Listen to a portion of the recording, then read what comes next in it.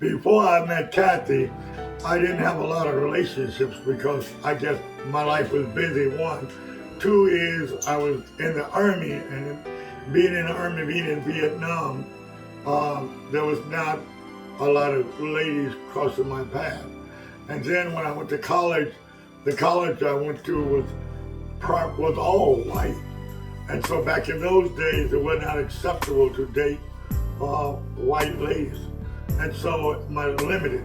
So when I came to Chicago, I was looking for some black ladies. Then come run across a couple of guys and said, "Hey, I want you to introduce me to some ladies," and they really didn't do it. Or I can't figure that out. Yeah, but I finally somebody introduced me to a lady. I was always fascinated with school teachers.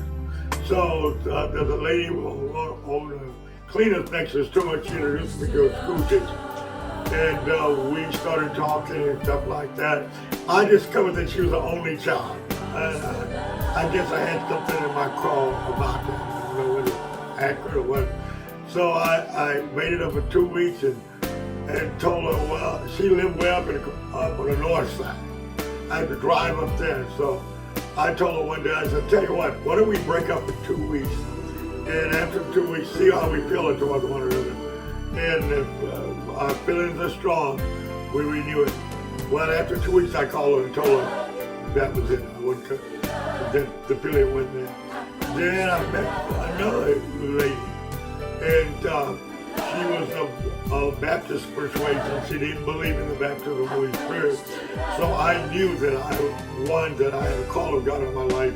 Two, that I was a Pentecostal. I believed in the power of God. So therefore, there was no way I could compromise. So that ended that relationship. And so by that time, I started pastoring, and I desperately need a wife. And the Lord allowed you to cross my path. You came to our church with a group called Teen Challenge. You went to the altar to pray, and while you was at the altar, God just says, "That's going to be my wife." And so after that, I pursued it.